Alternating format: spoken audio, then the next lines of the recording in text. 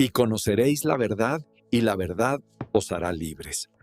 Juan 8:32, hay testimonios que nacen en medio de la alegría, y hay otros que nacen en medio del quebranto. El mío nació cuando creí que iba a fortalecer una iglesia, y terminé siendo testigo de cómo Dios desenmascara lo que el hombre intenta esconder.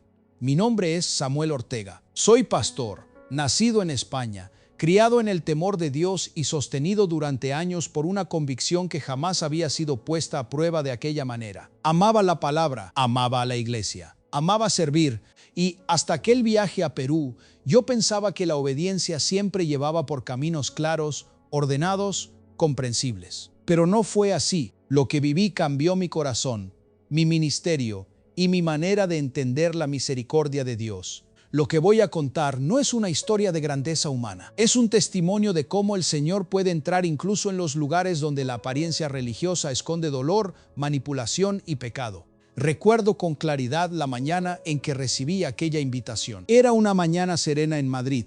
El cielo estaba despejado y yo había terminado mi tiempo de oración hacía apenas unos minutos. Tenía mi Biblia abierta sobre el escritorio, una taza de café ya fría a mi lado y en el corazón una paz profunda, de esas que uno aprende a no dar por sentadas. Fue entonces cuando vi el correo. Venía de una iglesia en Perú. Me hablaban de una congregación necesitada de apoyo, de consejo pastoral, de enseñanza bíblica, de comunión. El mensaje era respetuoso, amable, incluso afectuoso. Decían que habían escuchado predicaciones mías que alguien les había compartido desde España y que sentían que Dios los movía a invitarme. Leí el mensaje una vez, luego otra, y después una tercera. Había algo en aquellas palabras que parecía tocar directamente mi espíritu. No era la primera vez que me invitaban a ministrar fuera de mi país, pero aquella vez fue diferente. No sabría explicarlo con exactitud, solo puedo decir que sentí una carga interior, una carga santa, como si el Señor me estuviera empujando con suavidad, pero con firmeza. Me arrodillé al lado de la silla, cerré los ojos y oré: Señor, si este viaje viene de ti, confirma mi corazón, y si no viene de ti, ciérrame la puerta antes de que yo dé un paso en falso. Guardé silencio. A veces, cuando uno ora, espera una respuesta inmediata, una señal fuerte, una emoción intensa. Pero aquella vez no fue así. Lo que sentí fue algo más simple, más sobrio, más profundo. Paz, no una emoción desbordada, no entusiasmo humano, paz. Y para mí en aquel momento eso bastó. Durante los días siguientes compartí la invitación con algunos hermanos cercanos de mi iglesia. Todos se alegraron. Algunos me dijeron que era una oportunidad hermosa. Otros me recordaron que el Señor abre puertas para que su palabra corra. Y yo, sinceramente, también lo veía de esa manera. Comencé a prepararme. Organicé predicaciones. Tomé notas. Oré por aquella iglesia sin conocer aún sus rostros. Le pedí a Dios que me permitiera ser útil, que me guardara del orgullo, que me diera discernimiento y amor. Porque una cosa siempre he creído: un pastor no viaja para lucirse, viaja para servir. Los hermanos de la congregación en Perú seguían escribiéndome. El pastor principal de aquella iglesia, un hombre llamado Eliseo Vargas, se mostraba muy cordial. Sus mensajes estaban llenos de frases piadosas, citas bíblicas y palabras de honra. Me llamaba siervo amado. Me decía que la iglesia estaba orando por mi llegada, que sería de mucha bendición, que el pueblo tenía hambre de Dios. Yo le creí, y no lo digo con vergüenza. Lo digo con honestidad. Le creí porque yo no estaba buscando errores. No estaba sospechando de nadie. No estaba viajando con una mentalidad crítica. Yo iba con un corazón dispuesto, abierto, agradecido. Quizá ese fue mi primer aprendizaje. No todo el que habla como creyente vive como creyente. No todo el que domina el lenguaje de la fe ha rendido verdaderamente su corazón al Señor. Pero eso aún no lo sabía. Los días previos al viaje estuvieron llenos de movimiento. Maleta, documentos, llamadas, despedidas, oraciones. La noche anterior casi no dormí. No por miedo, sino por expectativa. Recuerdo haberme sentado en la cama, con la habitación en silencio, mirando la maleta cerrada junto a la puerta, y haber dicho en voz baja: Señor, voy en tu nombre, haz conmigo lo que quieras. Todavía hoy, cuando recuerdo esa oración, se me hace un nudo en la garganta, porque yo pensaba que iba a animar a una iglesia. y en realidad iba a entrar en un escenario donde la verdad estaba siendo sofocada por años de manipulación espiritual. El vuelo fue largo. Las horas en el avión me sirvieron para leer, orar y descansar a ratos. Mientras miraba las nubes por la ventanilla, pensaba en lo hermoso que es el cuerpo de Cristo extendido por las naciones. Pensaba en hermanos que uno no conoce, pero ama. Pensaba en cómo Dios une corazones de lugares distintos bajo un mismo nombre, Jesús. Al aterrizar en Perú, sentí gratitud. Había algo especial en ese momento. Ese instante en el que uno pisa tierra extranjera y sabe que depende completamente del Señor. No conocía bien las calles. No conocía la cultura en profundidad, no conocía las dinámicas internas de aquella iglesia, pero conocía a Dios y eso me parecía suficiente. En el aeropuerto me esperaba un grupo de hermanos. Llevaban una pancarta con mi nombre, sonreían, me abrazaron con entusiasmo. Me llamaron Pastor Samuel con un cariño que me conmovió. Había una hermana mayor que lloró al verme y me dijo, «Gracias por venir, necesitamos mucho de Dios». Aquella frase se me quedó clavada. En ese instante me pareció una expresión normal, una frase nacida del fervor. Pero más adelante entendí que en esas palabras había también una necesidad desesperada, una sed contenida, un clamor que aquella iglesia no sabía expresar del todo. Entre las personas que me recibieron estaba también el pastor Eliseo. Bien vestido, sonrisa amplia, voz firme, Biblia en la mano. Me abrazó con fuerza. «Bienvenido a Perú, amado siervo. Esta es su casa». Lo miré con afecto. Le di las gracias y caminamos juntos hacia el coche. Durante el trayecto habló casi todo el tiempo. Me contó el crecimiento de la iglesia, los ministerios que tenían, los supuestos milagros que habían vivido, la fidelidad de la congregación, la obediencia del pueblo, la visión que según él Dios le había entregado. Yo lo escuchaba, asentía, sonreía de vez en cuando. Pero en medio de aquella conversación sentí algo extraño, muy leve, muy sutil, una incomodidad pequeña, como una piedrecita en el zapato del alma. No era algo que pudiera señalar con claridad, no era una prueba, no era una acusación, solo una sensación. Cada vez que él hablaba de la iglesia, hablaba mucho de sí mismo, demasiado. Decía mi iglesia con una frecuencia que me llamó la atención. Hablaba de mi cobertura, mi autoridad, la gente que Dios me entregó. Y aunque muchas de esas frases pueden sonar normales en ciertos contextos, había en su tono algo posesivo, algo rígido, algo que no me transmitía descanso. Guardé silencio. No quise precipitarme. No quise juzgar antes de tiempo. Me dije a mí mismo que quizás eran diferencias culturales o de carácter o simplemente impresiones mías por el cansancio del viaje. Pero cuando llegamos al edificio de la iglesia, esa sensación creció. El templo por fuera era más grande de lo que imaginaba. Una fachada llamativa, luces, carteles, un diseño imponente. Sin embargo, al bajar del vehículo y poner un pie frente a la entrada, sentí que algo en mi interior se tensó. No fue miedo, fue peso. Como si el ambiente estuviera cargado, como si detrás de la apariencia de éxito hubiera una tristeza acumulada, una presión invisible, una herida sin nombrar. Vi a varios hermanos en la puerta. Todos sonreían, todos saludaban con respeto, todos parecían honrar profundamente a su pastor, demasiado profundamente. No miraban solo con cariño, miraban con dependencia. Eso me inquietó. Entré al templo, respiré hondo, y mientras avanzaba por el pasillo central, estrechando manos, sonriendo, agradeciendo la bienvenida, levanté una oración silenciosa. Señor, muéstrame lo que tú ves. No permitas que mis ojos se queden en la apariencia. Si aquí hay verdad, afiánzala. Y si aquí hay engaño, sácalo a la luz. No sabía cuán pronto iba a comenzar la respuesta, porque esa misma noche, antes de subir al púlpito por primera vez, vi la primera grieta y entendí que mi viaje a Perú no sería una visita pastoral normal. Esa noche, mientras me preparaba para predicar por primera vez en aquella iglesia de Perú, yo todavía quería creer que mis impresiones eran solo fruto del cansancio. Había viajado muchas horas, había dormido poco, había llegado a un lugar nuevo, con otra dinámica, otras costumbres, otras formas de expresarse. Y me repetía a mí mismo que no debía sacar conclusiones apresuradas.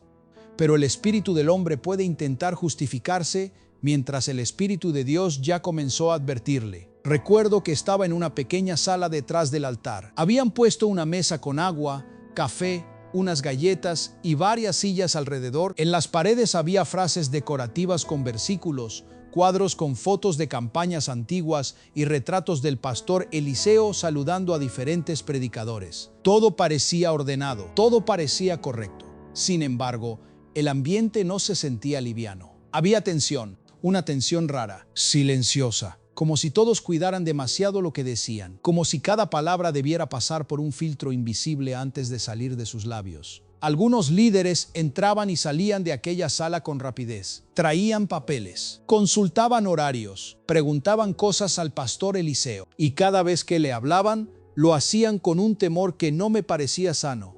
No era respeto, no solamente. Era miedo disfrazado de honra. Eso me golpeó por dentro. Porque una iglesia sana honra a sus pastores, sí, pero no los teme como se teme a un amo, no se encoge ante ellos, no mide cada gesto para evitar incomodarlos, no vive en una vigilancia constante. Yo observaba en silencio. Uno de los jóvenes entró con una libreta en la mano y dijo en voz baja: «Pastor, ya está lista la ofrenda especial como usted pidió». Eliseo respondió sin siquiera mirarlo: «Que no se olviden de mencionar que es un acto de obediencia. Si no se les dice así, la gente se enfría». El joven asintió inmediatamente. «Sí, pastor. Perdón, pastor. Perdón». Por una frase tan sencilla, aquello me pareció desproporcionado. Seguí callado, pero por dentro comencé a inquietarme más. Poco después, una hermana de unos 50 años se acercó a mí para acomodarme el micrófono. Tenía una mirada noble, pero cansada. Mientras ajustaba el cable, levantó los ojos hacia mí y me dijo casi en un susurro: «Pastor, qué bueno que vino». Lo dijo con una emoción extraña, como si esas palabras significaran mucho más de lo que estaban diciendo, como si no fuera una simple bienvenida, como si, en el fondo, hubiera una esperanza escondida detrás de esa frase. Quise responderle algo, pero en ese instante Eliseo apareció detrás de nosotros. «Hermana, avance por favor, no entretenga al siervo». Ella bajó la cabeza de inmediato. «Sí, pastor, discúlpeme». Y se fue. No se fue tranquila, se fue encogida. Eso me dolió, no por la corrección en sí, sino por el efecto que produjo. Fue como ver a alguien apagarse en un segundo, como si aquella mujer estuviera acostumbrada a ser reprendida incluso en lo mínimo, como si hubiera aprendido a desaparecer para no molestar. Miré a Eliseo. Él me sonrió. «Hay que mantener el orden, pastor Samuel. La gente, si uno no la guía con firmeza, se desborda». Yo asentí levemente. No quería generar un conflicto en ese momento. No había llegado aún ni a predicar. No conocía la historia completa. No tenía derecho a emitir juicio tan pronto, pero ya había algo que no encajaba. Minutos después comenzó el culto. La música sonaba fuerte. La congregación cantaba con entusiasmo. Muchos levantaban las manos, otros lloraban. Algunos oraban en voz alta. Desde fuera cualquiera habría dicho: «¡Qué avivamiento tan hermoso!». Y, sin embargo, mientras yo observaba desde la primera fila, notaba algo más. Cada vez que Eliseo subía a la plataforma, la atención de la gente cambiaba de inmediato. Era como si el centro real del ambiente no fuera Cristo, sino Él. Lo seguían con los ojos, esperaban su aprobación, buscaban su reacción. Si Él sonreía, se relajaban. Si fruncía el ceño, se tensaban. Y eso, para mí, fue la primera grieta claramente visible. Porque donde Cristo reina, el alma descansa. Pero donde un hombre domina espiritualmente a otros, el alma vive cautiva, aunque siga cantando. Eliseo tomó el micrófono antes de cederme el lugar. Comenzó a hablar con una voz fuerte, segura, bien entrenada. Honró mi visita. Dijo palabras hermosas. Me presentó como un hombre de Dios enviado desde España. La congregación aplaudió. Algunos se pusieron de pie. Pero de pronto, en medio de aquella introducción tan amable, soltó una frase que se quedó vibrando en mi pecho. «Y esta noche, hermanos, vamos a sembrar como nunca, porque cuando un verdadero siervo de Dios visita esta casa, nosotros demostramos nuestro nivel de obediencia con hechos, no solo con palabras». Hubo un murmullo inmediato. Muchos comenzaron a buscar sobres. Otros bajaron la mirada. Vi a una mujer tocar su bolso con nerviosismo. Vi a un anciano quedarse inmóvil mirando al suelo. Vi a dos jóvenes intercambiar una mirada incómoda. Y lo entendí. No era una invitación generosa. Era presión. Presión espiritual. Presión disfrazada de fe. Cuando finalmente me entregó el púlpito, sentí un peso profundo. No por predicar, sino por discernir qué quería hacer Dios en aquel lugar. Subí despacio, abrí mi Biblia, miré a la congregación y por primera vez vi los rostros con más claridad. No vi solamente hermanos reunidos en un culto, vi cansancio, vi carga, vi hambre sincera de Dios mezclada con confusión, vi afecto por su iglesia, pero también una especie de sometimiento interior que no provenía del Espíritu Santo. Respiré hondo. Tenía delante de mí un sermón preparado desde España, un mensaje sobre perseverancia y esperanza, un mensaje bueno, bíblico, correcto. Pero en ese instante comprendí que no era eso lo que debía compartir. Cerré mis notas y dije, antes de predicar lo que yo pensaba traer esta noche, necesito obedecer a Dios. Hubo un silencio inmediato. Sentí cómo el ambiente se detenía. Entonces abrí en el Evangelio de Juan y comencé a hablar sobre la verdad que hace libre, sobre el peso de las cargas que Dios nunca puso sobre sus hijos, sobre la diferencia entre autoridad espiritual y control, sobre el pastoreo que cuida, no el que aplasta, sobre Cristo como único Señor de la conciencia. Mientras predicaba, el templo entero cambió. No sabría explicarlo de otro modo. Algunos comenzaron a llorar en silencio. Otros agacharon la cabeza como si algo dentro de ellos estuviera despertando. Una mujer en la tercera fila cubrió su rostro con ambas manos y no dejó de temblar. Un muchacho al fondo cerró los ojos y comenzó a orar con desesperación. Pero también vi otra cosa. Vi el rostro de Eliseo endurecerse. Sentado a un lado del altar con la Biblia cerrada sobre las piernas, me observaba sin aplaudir, sin asentir, sin expresión de gozo. Solo me miraba, y su mirada ya no era la de un anfitrión agradecido. Era la de un hombre incómodo, la de un hombre que siente que alguien ha tocado una pared que llevaba años levantando. Cuando terminé, no hice un llamado emocional. No levanté la voz, no quise manipular el momento, solo dije: si alguien aquí ha confundido la voz de Dios con la voz del temor, hoy es una buena noche para pedirle al Señor claridad. El silencio fue todavía más profundo. Y entonces ocurrió algo que jamás olvidaré. La misma hermana que me había acomodado el micrófono, la que me había dicho qué bueno que vino, cayó de rodillas en medio del templo y empezó a llorar como una niña. No gritaba, no hacía escándalo, solo repetía entre lágrimas: perdóname, Señor, perdóname, Señor. Nadie se movió al principio, nadie, como si todos temieran hacer algo incorrecto, como si incluso el quebranto tuviera que ser autorizado. Y en ese momento entendí algo con dolor. Aquella iglesia no estaba muerta, estaba contenida. Y Dios acababa de abrir la primera grieta. Al bajar del púlpito, Eliseo se acercó a mí con una sonrisa forzada. Me puso una mano en el hombro y dijo delante de todos: tremenda palabra, pastor, tremenda palabra. Pero cuando se inclinó un poco más, acercando el rostro al mío, su tono cambió. Muy bajo, casi imperceptible. Mañana tenemos que hablar, a solas. Y yo supe, desde ese mismo instante, que lo más difícil de aquel viaje apenas estaba comenzando. Dormí poco aquella noche, no por el viaje, no por el cambio de horario, no por el cansancio físico. Dormí poco porque el espíritu se me quedó en vela. Cada vez que cerraba los ojos, volvía a ver los rostros de los hermanos durante la predicación. Aquellas miradas contenidas, aquellas lágrimas silenciosas, aquella mezcla de hambre, temor y confusión. Y por encima de todo, volví a escuchar la voz del pastor Eliseo.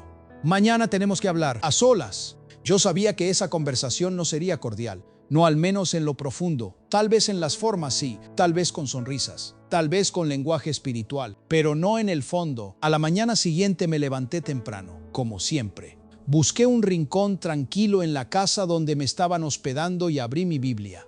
No fui a preparar un sermón, fui a buscar refugio. Le dije al Señor: Padre, no permitas que reaccione en la carne. No permitas que yo hable por impulso.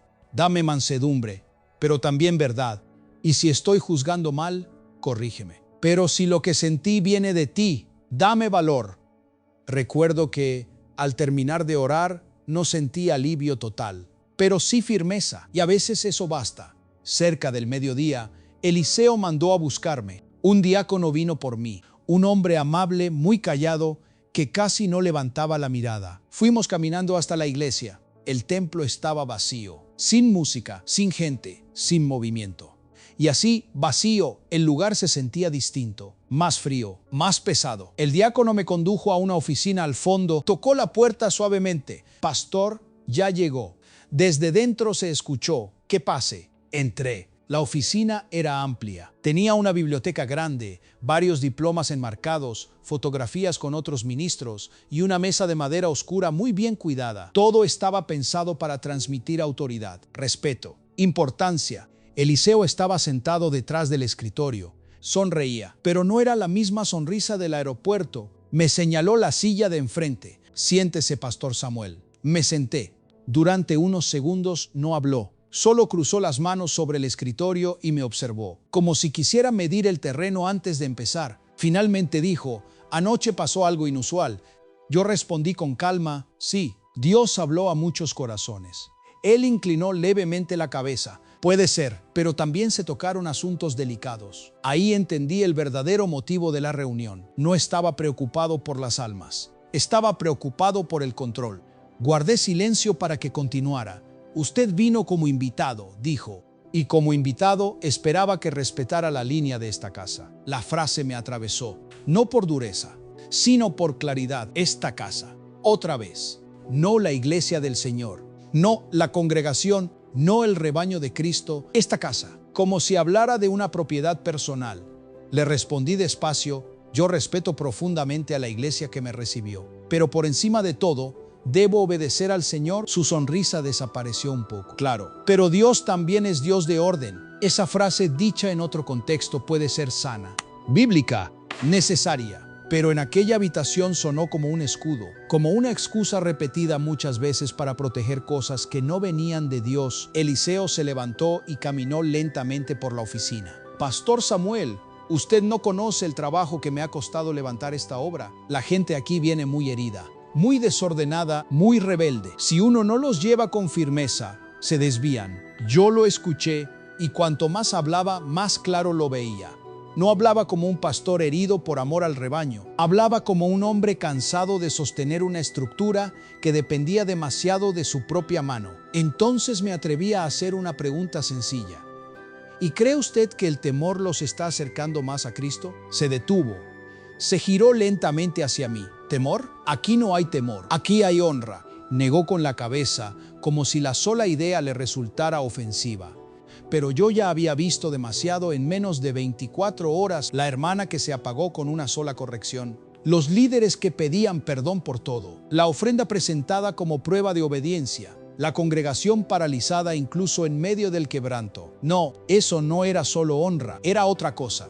Y él lo sabía. Respiré hondo antes de responder. La honra no asfixia. La honra verdadera no le roba a una persona la libertad de acercarse a Dios con sinceridad. Lo de anoche no fue rebeldía del pueblo, fue hambre. Sus ojos cambiaron. No levantó la voz, pero algo en su expresión se endureció del todo. Tenga cuidado, pastor. A veces los invitados confunden sensibilidad espiritual con falta de contexto. Ahí sentí la tentación de cerrar la conversación, de quedarme en lo superficial, de no complicar más las cosas. Después de todo, yo era extranjero, estaba de paso, no conocía la historia completa. Pero otra voz dentro de mí decía, si ahora callas, también participas. Y no pude callar, lo miré con respeto, sin desafío, sin soberbia, y dije, no vengo a juzgarlo.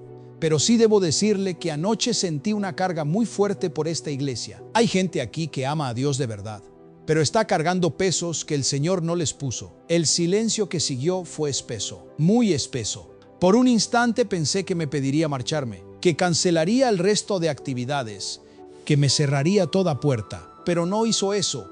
Volvió a sentarse, juntó las manos y con una calma extraña preguntó, ¿y qué cree usted que debería hacer? La pregunta parecía humilde, pero no sonó humilde, sonó como una prueba, como si quisiera ver hasta dónde yo estaba dispuesto a llegar. No respondí de inmediato.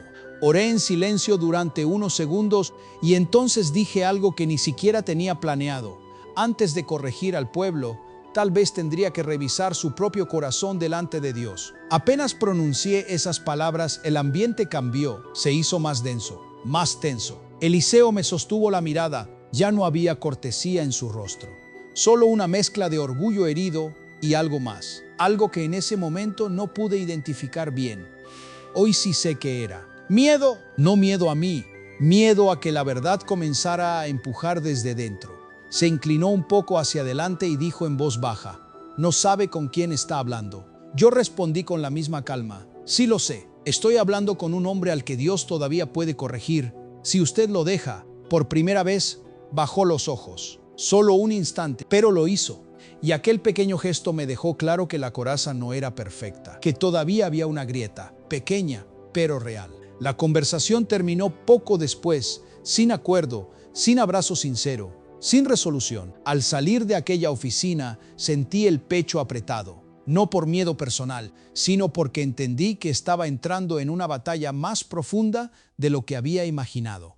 No era solo un problema de liderazgo, no era solo un pastor autoritario, no era solo una iglesia confundida. Había años de dolor acumulado allí, años de silencios, años de obediencias nacidas del miedo, años de hermanos fieles, sin saber distinguir del todo entre someterse a Dios y someterse al abuso espiritual. Y mientras caminaba por el pasillo vacío del templo, escuché unos pasos suaves detrás de mí.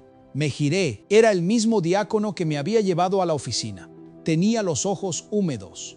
Miró hacia ambos lados, como asegurándose de que nadie lo viera, y casi susurrando me dijo, «Pastor, por favor, no se vaya todavía». Ahí entendí que lo de anoche no había sido una impresión aislada. La herida era mucho más grande de lo que yo pensaba. Aquella frase del diácono no se me olvidó en todo el día. «Pastor, por favor, no se vaya todavía».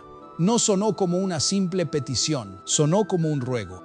Como si detrás de esas palabras hubiera muchas otras que él no podía pronunciar. Como si su alma quisiera hablar, pero hubiera aprendido a callar durante demasiado tiempo. Lo miré con atención. Era un hombre sencillo, de hablar suave, con el rostro marcado por el cansancio. No parecía alguien conflictivo. No tenía apariencia de rebelde. Al contrario, transmitía la imagen de alguien que había soportado mucho. En silencio, le pregunté en voz baja, «¿Qué está pasando aquí, hermano?» Él tragó saliva, miró otra vez a ambos lados y respondió casi temblando, «No puedo decírselo aquí». Aquello me confirmó lo que ya venía sintiendo. Cuando en una iglesia la verdad necesita esconderse para poder hablar, algo está profundamente mal. Quedamos en vernos más tarde, lejos del templo, en un lugar discreto, sin levantar sospechas. Esa tarde intenté mantener la calma, pero por dentro llevaba un peso cada vez mayor. Oraba en silencio. Pedía dirección, pedía prudencia, porque una parte de mí quería actuar de inmediato, confrontar, denunciar, sacarlo todo a la luz de golpe, pero otra parte sabía que no debía moverme sin entendimiento. No bastaba con sospechar. Había que escuchar, había que discernir, había que dejar que la verdad saliera con claridad. Al caer la tarde me encontré con aquel diácono en una pequeña cafetería, a unas calles de la iglesia. Se sentó frente a mí con las manos inquietas. Le costaba empezar. Yo no lo presioné, solo le dije, «Hermano, hable con libertad. No estoy aquí para juzgarlo, estoy aquí para escuchar». Eso bastó. Sus ojos se llenaron de lágrimas. Me contó que llevaba años sirviendo en la congregación, que al principio admiraba profundamente al pastor Eliseo, que lo veía como un hombre usado por Dios, pero con el tiempo comenzó a notar cosas que no podía ignorar. Me habló de ofrendas forzadas disfrazadas de obediencia, de hermanos avergonzados públicamente por cuestionar decisiones, de familias apartadas por no alinearse con la visión del pastor, de líderes agotados, manipulados emocionalmente, controlados en cada detalle de su vida espiritual. Y luego dijo algo que me heló por dentro. Aquí muchos ya no obedecen por amor a Dios, obedecen por miedo a decepcionar al pastor. Bajé la mirada por un instante. Eso era más grave de lo que imaginaba. No solo había abuso, había idolatría emocional. Una devoción torcida, un lugar donde la voz de un hombre había comenzado a ocupar el espacio que solo le pertenece al Señor. Entonces le pregunté, ¿y los hermanos no lo ven? Él respondió con tristeza, algunos sí, pero creen que hablar sería ir contra Dios. Aquella frase me quebró porque entendí que el daño no estaba solo en lo que Eliseo hacía, sino en la conciencia deformada de la congregación. Habían confundido autoridad con dominio, corrección con humillación, cobertura con esclavitud. Cuando nos despedimos, el diácono me dijo algo más. Usted predicó una sola vez y muchos sintieron esperanza, por eso le pido que no se vaya todavía. Regresé en silencio y mientras caminaba, una certeza ardía dentro de mí. Dios no me había traído desde España solo para predicar. Me había traído para abrir una puerta que llevaba demasiado tiempo cerrada. Y yo sabía que a partir de ese momento ya no podía fingir que no había visto nada. Después de aquella conversación con el diácono, ya no pude mirar a la congregación de la misma manera. Antes veía un grupo de hermanos amables, respetuosos, entregados. Ahora empezaba a ver algo más profundo. Almas cansadas, corazones sinceros, pero heridos. Personas que seguían congregándose, cantando, sirviendo, mientras por dentro llevaban años soportando cargas que Dios nunca les había pedido llevar. Aquella noche hubo reunión otra vez. Entré al templo con una oración ardiendo en el pecho. Señor, dame ojos para ver a tu pueblo como tú lo ves. Y Dios empezó a responderme casi de inmediato. Mientras saludaba a los hermanos, noté detalles que antes podían pasar desapercibidos. Sonrisas tensas, miradas que evitaban sostenerse demasiado, líderes que parecían vigilar más que servir, y sobre todo un silencio interno difícil de explicar, como si mucha gente quisiera hablar, pero ya se hubiera acostumbrado a tragarse las palabras. Después del culto, varios se acercaron a saludarme. Al principio eran comentarios normales, agradecimientos, palabras de afecto, frases breves, pero luego comenzaron a quedarse un poco más. Una hermana mayor me tomó la mano y me dijo con los ojos llenos de lágrimas: «Pastor, hacía mucho tiempo que no escuchaba una palabra que me diera descanso». No supe qué responder de inmediato. Solo apreté su mano y le dije: «El descanso verdadero está en Cristo, hermana». Ella asintió, pero siguió llorando. Después vino un matrimonio joven. Se veían nerviosos. El esposo hablaba poco. La esposa apenas se atrevía a levantar la mirada. Me dijeron que estaban agradecidos por la visita, que necesitaban oración. Y cuando les pregunté por qué, dudaron. Miraron hacia el altar, miraron hacia los lados, como si incluso para pedir ayuda necesitaran asegurarse de que nadie los estaba observando. Finalmente el hombre dijo en voz baja: «A veces sentimos que aquí ya no sabemos si estamos agradando a Dios o solo intentando no meternos en problemas». Aquella frase me atravesó porque resumía perfectamente la enfermedad espiritual que se había instalado en ese lugar. Cuando la vida cristiana deja de vivirse desde el amor y empieza a vivirse desde el temor al castigo humano, algo se ha desviado gravemente. No tardaron mucho en acercarse otros más. Una joven del coro, un anciano que servía desde hacía años, una madre soltera que hablaba con una culpa que no parecía venir del Espíritu Santo. Todos con historias distintas, pero con un mismo fondo: miedo, culpa, confusión. Nadie llegaba diciendo: «Nuestro pastor es corrupto». No, era mucho más doloroso que eso. Llegaban con frases partidas, con dudas envueltas en vergüenza, con experiencias que ellos mismos no sabían nombrar bien, porque cuando alguien vive mucho tiempo bajo manipulación espiritual, deja de confiar incluso en lo que siente. Empieza a pensar que tal vez exagera, que tal vez está mal, que tal vez cuestionar es pecado. Y esa es una de las trampas más crueles. Recuerdo especialmente a una hermana llamada Rebeca. Se acercó al final, cuando ya casi todos se habían ido. Tenía el rostro agotado, pero había dignidad en sus ojos. Me dijo: «Pastor, yo amo a Dios con todo mi corazón, pero llevo meses sintiéndome lejos de Él. Y no porque haya dejado de orar, sino porque ya no sé escuchar su voz sin sentir culpa». Guardé silencio. Ella continuó: «Aquí todo se mide por obediencia al pastor. Si uno duda, está mal. Si uno pregunta, está mal. Si uno no puede dar más dinero, está mal. Si uno necesita descansar, está mal.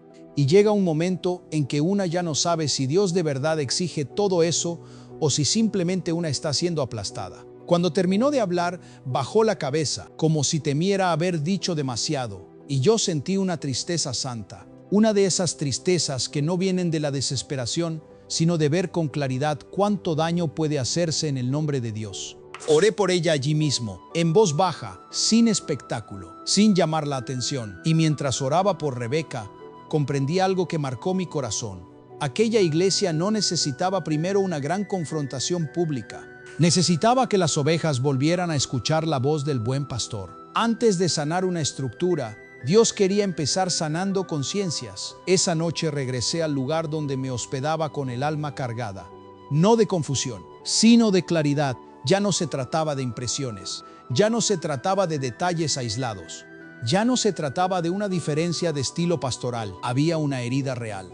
Y mientras me arrodillaba junto a la cama, entendí que el siguiente paso no sería sencillo, porque la verdad ya estaba comenzando a salir, y cuando la verdad empieza a salir, los que viven de las sombras nunca se quedan tranquilos. A la mañana siguiente desperté con una sensación difícil de explicar. No era miedo, no exactamente.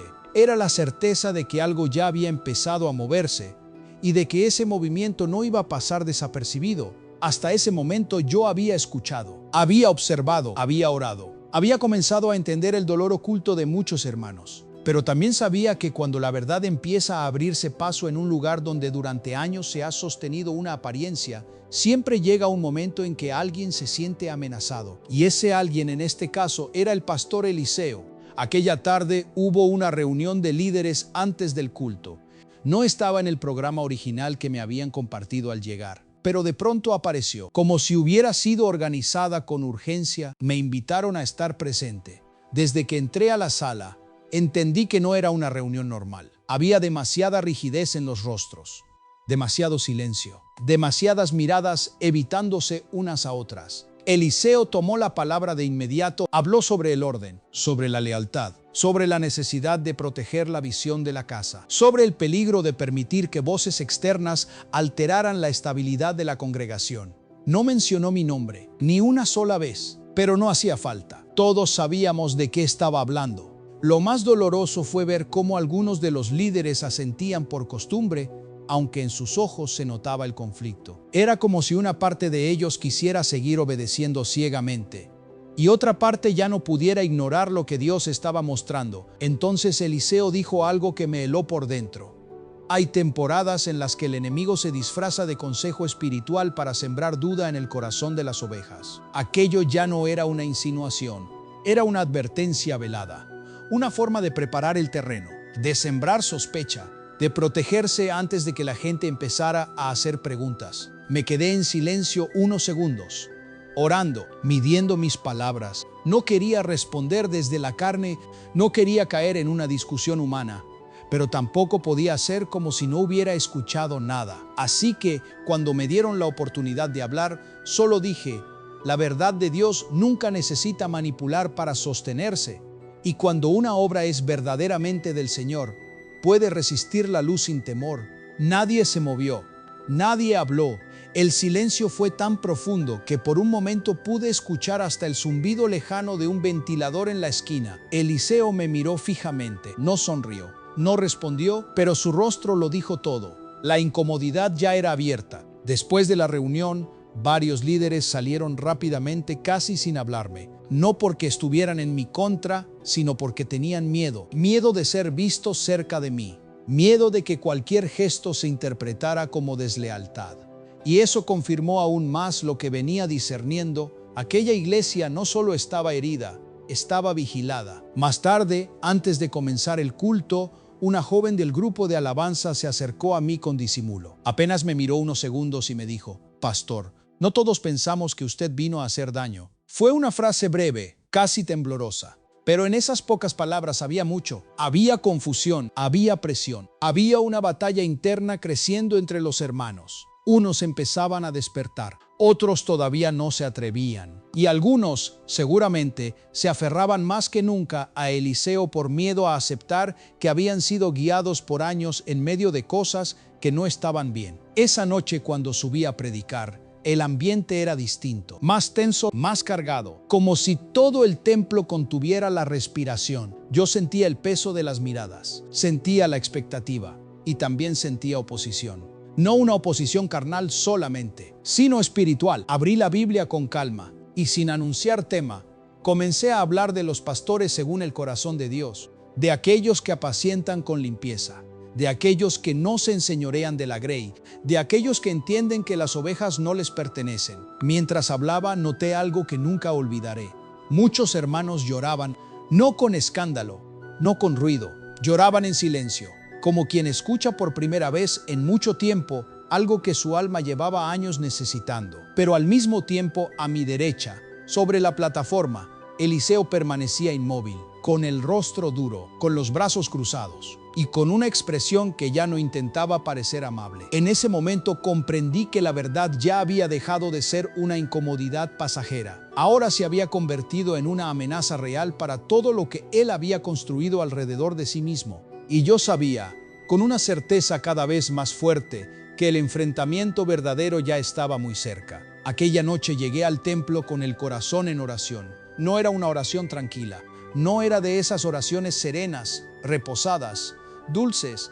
Era una oración nacida del peso. Señor, si ha llegado el momento de sacar a la luz lo que está escondido, hazlo tú. No permitas que mi carne se adelante. No permitas que el orgullo de nadie dirija esta noche. Pero tampoco permitas que el temor vuelva a cubrir lo que tú ya comenzaste a mostrar. Desde que crucé la entrada supe que algo era distinto. No hacían falta palabras para notarlo. El aire mismo parecía cargado. Los hermanos saludaban con amabilidad, sí, pero sus rostros reflejaban expectativa, como si muchos hubieran percibido que algo estaba a punto de romperse, como si todo lo vivido en los días anteriores hubiera empujado a la congregación a un borde del que ya no podían retroceder. El pastor Eliseo no salió a recibirme como otras veces. Ese pequeño detalle me habló más de lo que parece. Hasta entonces, él había intentado sostener cierta imagen de cordialidad delante del pueblo, pero esa noche ni siquiera quiso aparentarlo. Me dejaron sentado en la primera fila, esperando. La alabanza comenzó más tarde de lo normal. Los músicos se notaban tensos. Había errores pequeños, entradas a destiempo, voces temblorosas. No era falta de ensayo, era presión. Mientras cantaban, yo observaba a la congregación. Vi a Rebeca, la hermana que me había dicho que ya no sabía escuchar la voz de Dios sin sentir culpa. Estaba con los ojos cerrados, pero no cantaba, solo lloraba en silencio. Vi al diácono que me había rogado que no me fuera todavía. Permanecía de pie al fondo, rígido, como si estuviera preparado para algo. Vi al matrimonio joven que me habló del miedo a meterse en problemas. Estaban tomados de la mano con fuerza, como dos personas tratando de sostenerse en medio de una tormenta. Y entonces comprendí algo con total claridad.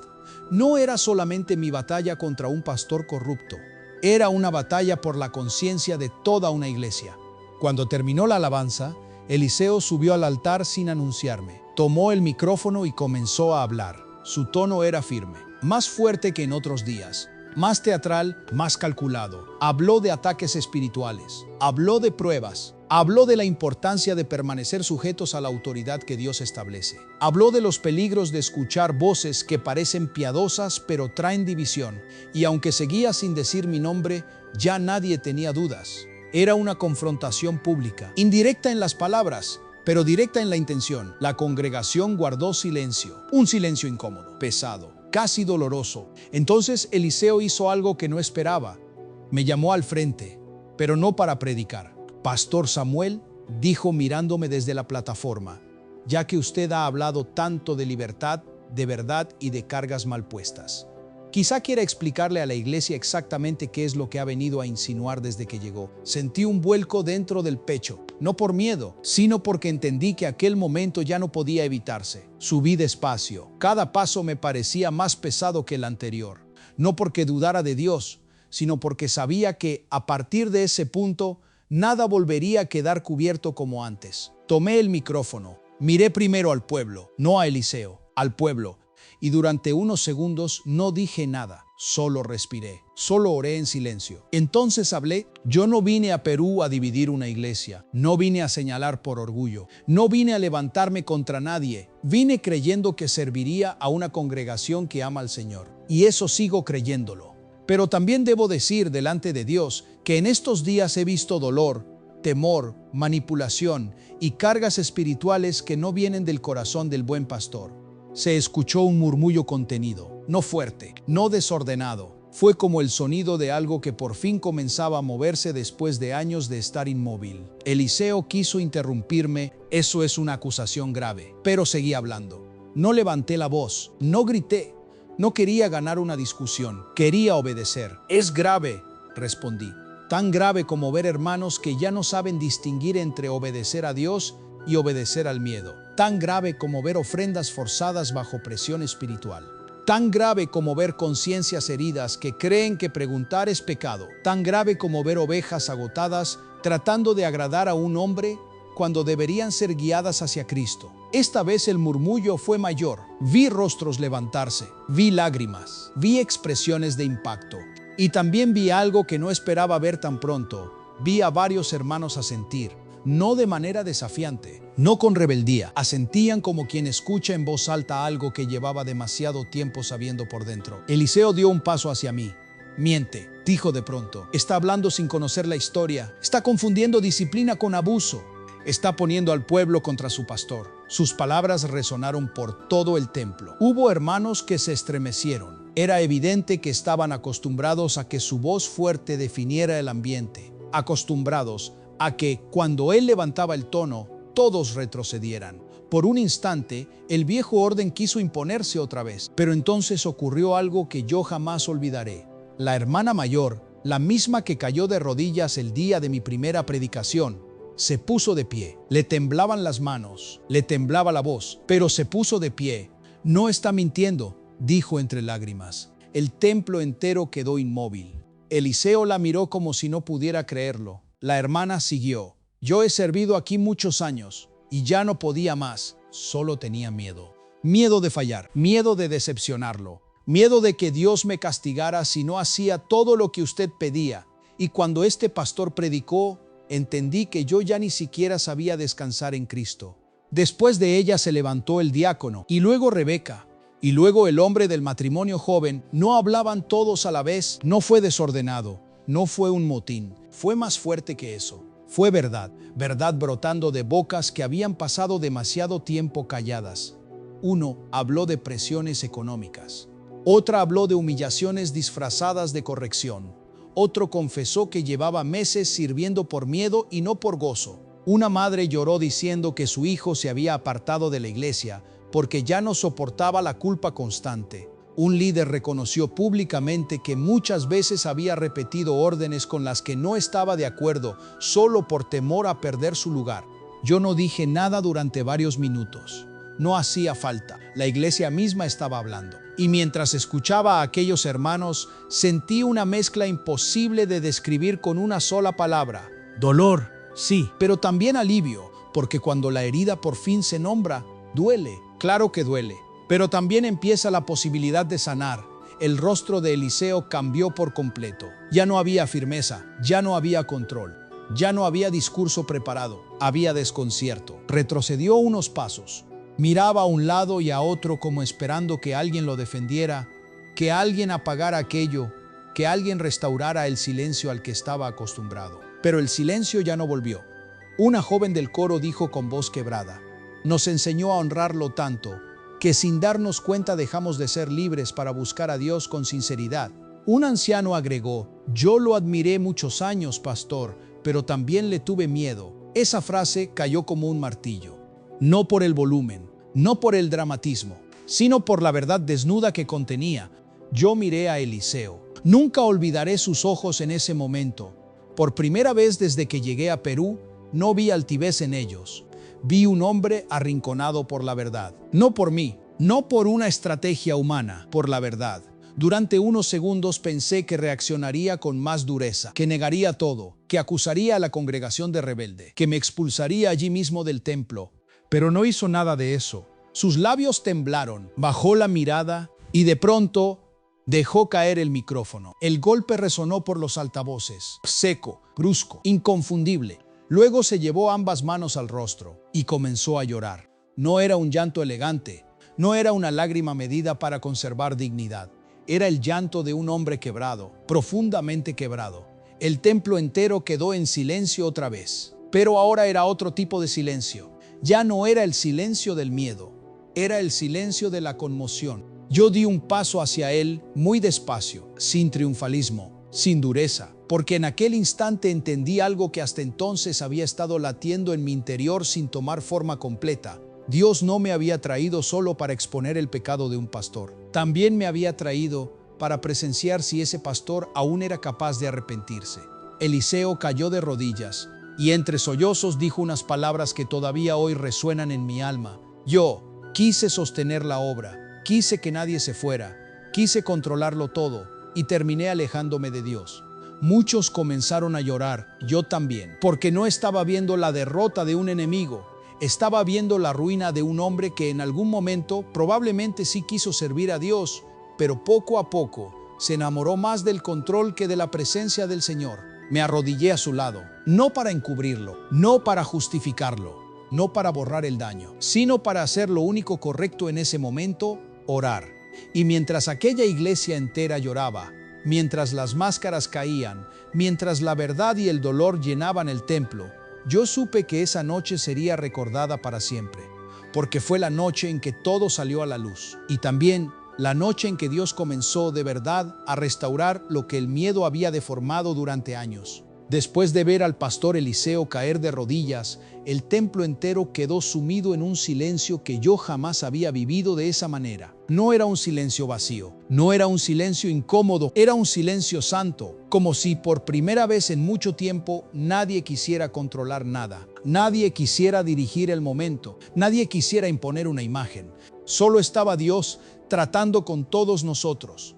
Yo seguía arrodillado a su lado. Podía escuchar su llanto entrecortado. Podía sentir el temblor de su cuerpo. Y mientras oraba en voz baja, una parte de mí seguía profundamente conmovida. Porque aunque yo había discernido su dureza, su manipulación, su desvío, también entendí en ese instante que delante del Señor no estaba solo un líder corrupto. Estaba un hombre derrumbado. Y eso cambia muchas cosas. No borra el daño, no deshace las heridas, no elimina la necesidad de arrepentimiento verdadero, pero sí obliga a mirar con los ojos de Cristo y no con los de la carne.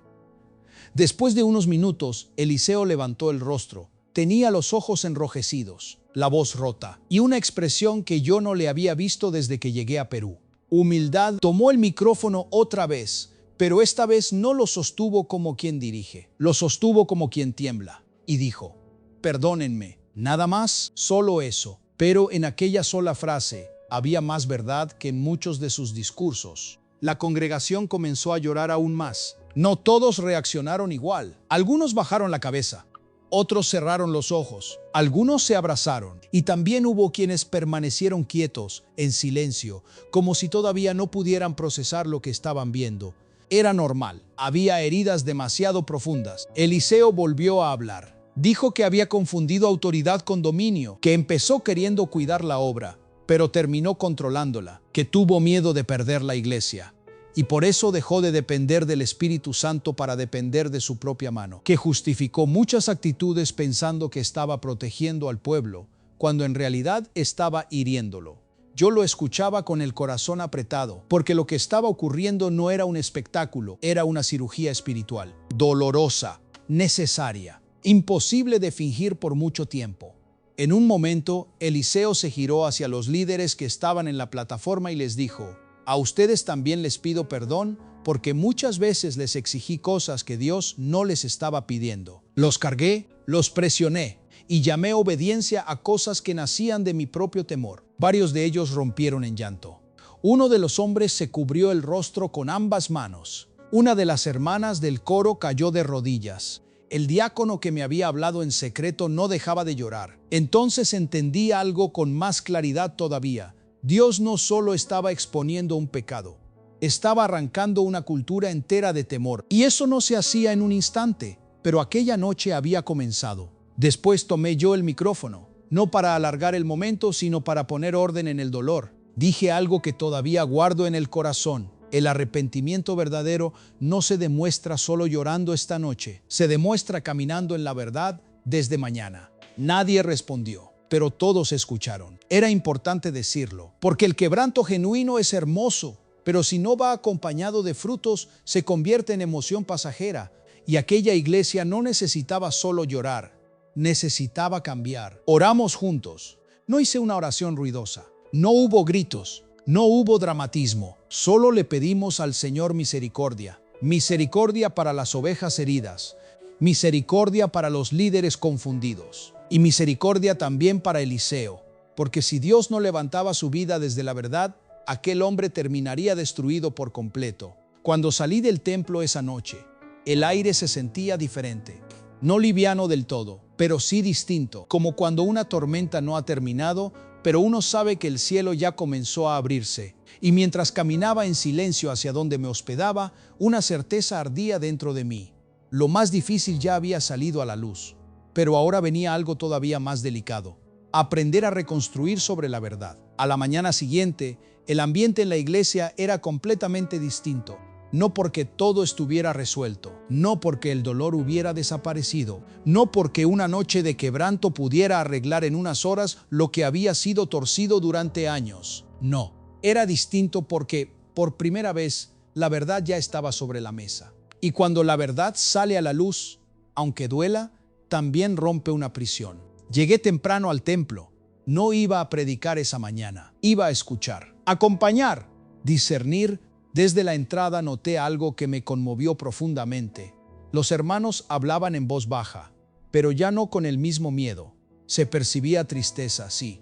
Se percibía cansancio, incluso desconcierto. Pero ya no se percibía aquella opresión silenciosa que había sentido desde el primer día. Era como si el aire hubiese cambiado. Algunos se acercaban a saludarme con lágrimas en los ojos. Otros simplemente me tomaban la mano y no decían nada. A veces hay momentos en los que las palabras sobran, porque el alma ya ha dicho demasiado. Eliseo llegó más tarde. No entró como otras veces. No caminó con seguridad ni con aquella presencia dominante que llenaba el lugar. Entró despacio, con la mirada baja, sin buscar el centro. Eso para muchos fue impactante. Vi varios rostros seguirlo en silencio. No con desprecio, no con exaltación, con cautela. Era natural. El arrepentimiento había comenzado, pero la confianza rota no se restaura con una sola oración. Se restaura con tiempo, con verdad, con frutos dignos de arrepentimiento. Nos reunimos con algunos líderes en un salón pequeño. No hubo mesa principal, no hubo una silla especial para Eliseo. Nos sentamos en círculo. Ese simple detalle ya decía mucho. Durante varios minutos nadie habló, hasta que Eliseo, con la voz todavía quebrada, dijo: «No sé por dónde empezar, pero sé que no puedo seguir como si nada hubiera pasado». Aquella frase fue importante, porque durante años seguramente él había tenido siempre una respuesta, siempre una explicación, siempre una forma de mantener el control, pero ahora no. Ahora estaba desnudo delante de la verdad. Uno de los líderes, un hombre que hasta entonces casi no había hablado, respondió: «Empiece por no justificarse más». Fue una frase firme, pero no amarga, y fue correcta. Eliseo asintió lentamente. No se defendió, no se explicó, no buscó matices, solo asintió. Después comenzaron a hablar los demás. No fue una reunión tranquila, pero sí fue sincera. Una hermana habló del agotamiento con el que llevaba años sirviendo. Otro confesó que muchas veces obedeció por temor y luego sintió vergüenza por no haber tenido valor para hablar antes. Un matrimonio expresó cómo su hogar había sido afectado por presiones que nunca se atrevieron a cuestionar. Cada intervención era como quitar una piedra más de encima. Dolía, pero liberaba. Yo intervine poco. Sentía que aquel espacio no debía ser ocupado por mi voz, sino por la verdad que Dios estaba haciendo brotar en ellos mismos. En un momento, Eliseo dijo algo que me dejó en silencio por unos segundos. Yo pensaba que si soltaba el control, la iglesia se iba a derrumbar. Pero ahora veo que por querer sostenerla yo casi la destruí. Nadie respondió enseguida, porque todos sabíamos que eso era cierto. La iglesia de Cristo no necesita hombres que la posean, necesita siervos que la cuiden temblando delante de Dios. Entonces hablé, no como acusador, no como protagonista, solo como pastor. Lo que viene ahora no es volver a la normalidad, porque la normalidad de antes estaba enferma.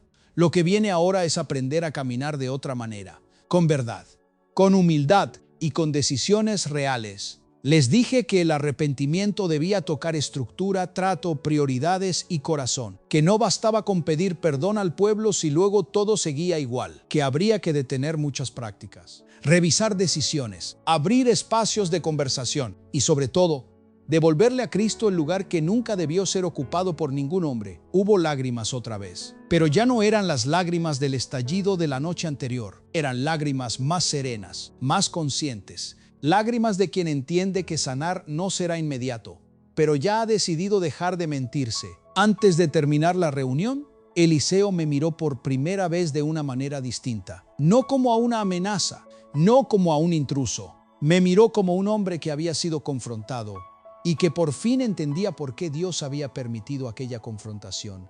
y me dijo, ahora sé que usted no vino a destruirme, vino a evitar que terminara de perderme. No respondí enseguida, solo bajé la cabeza por un instante, porque yo también sabía que eso era verdad. Dios no me había traído desde España para humillar a un hombre delante de su iglesia. Me había traído para interrumpir una caída, dolorosamente, pero a tiempo. Cuando terminó todo aquel encuentro, salí unos minutos al patio del templo. Necesitaba respirar, necesitaba agradecerle a Dios. El sol caía con suavidad sobre la entrada. Se escuchaban voces lejanas dentro del edificio, y por primera vez desde que puse un pie en Perú, sentí una paz limpia. No una paz ingenua, no una paz superficial, una paz sobria. La paz de saber que lo más oscuro había sido expuesto, y que ahora, aunque quedara mucho por ordenar, el camino de regreso a la verdad ya estaba abierto. Y mientras miraba el cielo, dije en voz baja, gracias, Señor, porque aún corriges lo que amas.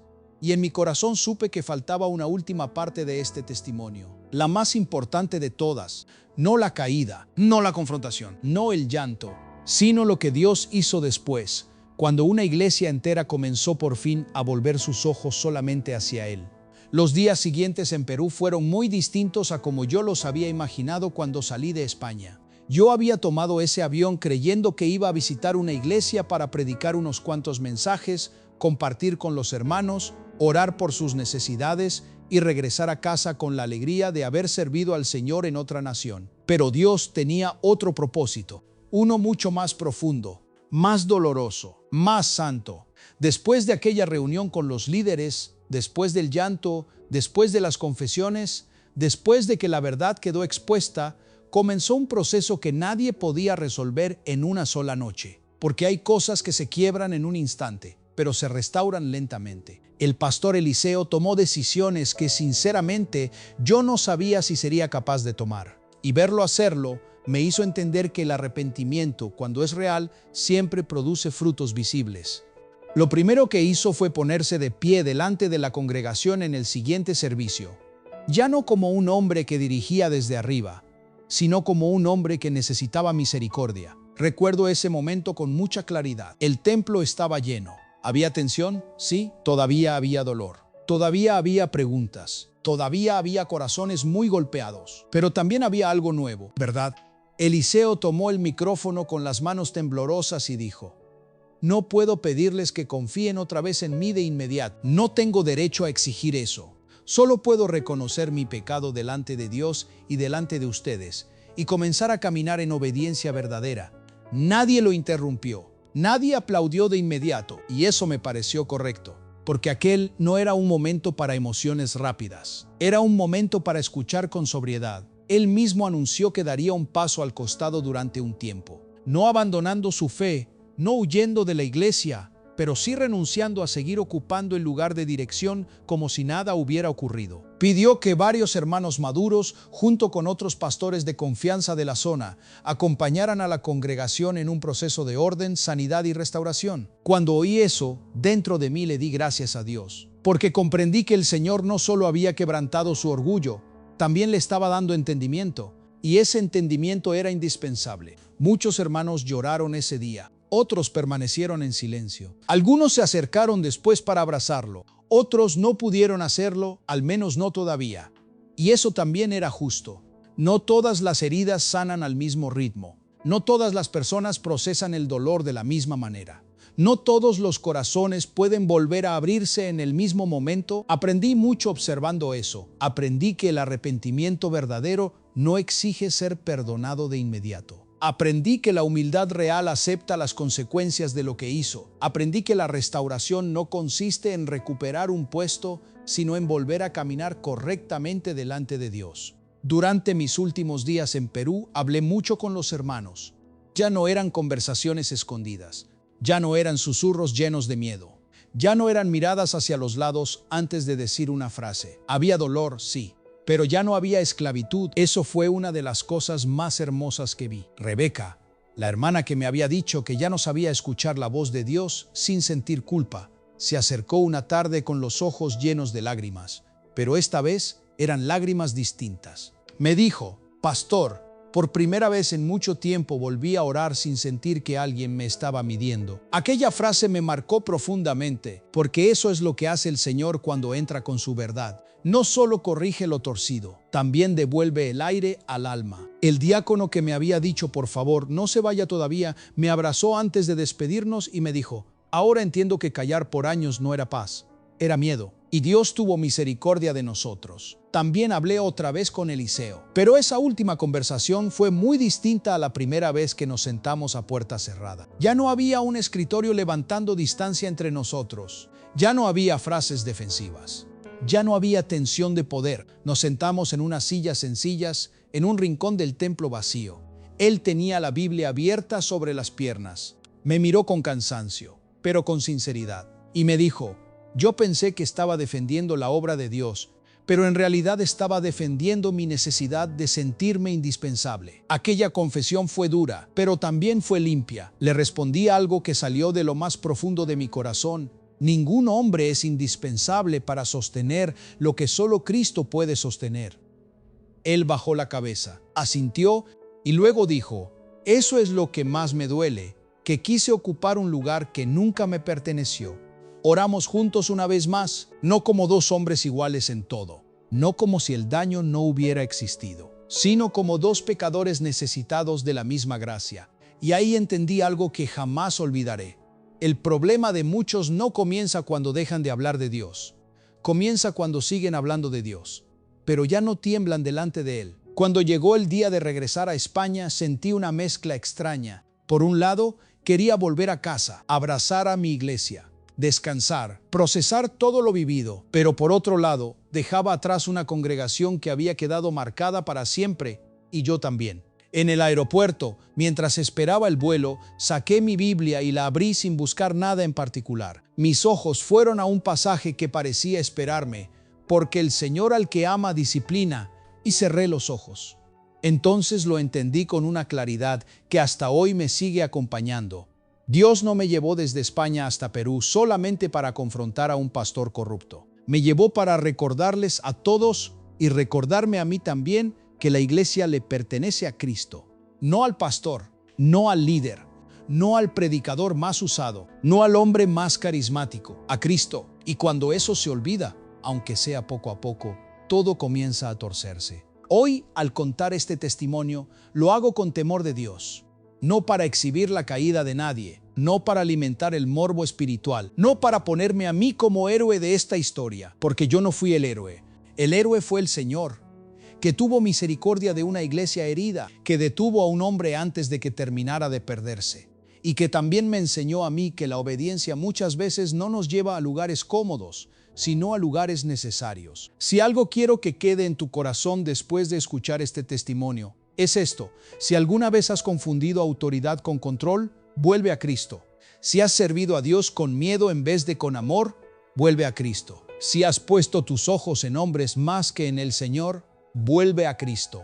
Y si eres líder, pastor, servidor, predicador, recuerda esto mientras aún tienes tiempo: las ovejas no son tuyas, la obra no es tuya, la gloria no es tuya, y el lugar de Dios no puede ser ocupado sin consecuencias. A veces la disciplina del Señor duele. Sí, duele profundamente. Pero bendito sea Dios, porque cuando Él corrige, no lo hace para destruirnos, lo hace para rescatarnos. Y ese fue el verdadero final de todo lo que viví en Perú. No el escándalo, no la confrontación, no las lágrimas. El verdadero final fue ver a una iglesia volver a mirar a Jesús y entender una vez más que solo en Él hay verdad, libertad y descanso para el alma. Si este testimonio tocó tu corazón, si en alguna parte de esta historia sentiste que Dios te habló, te invito a no quedarte solo escuchando. Haz una pausa, ora, examina tu vida delante del Señor. Y también te invito a apoyar este canal para que más personas puedan escuchar testimonios que edifican, confrontan y acercan el corazón a Dios. Suscríbete al canal. Dale like a este video y compártelo con alguien que necesite escuchar que todavía hay tiempo para volver a Cristo. Nos vemos en el próximo testimonio.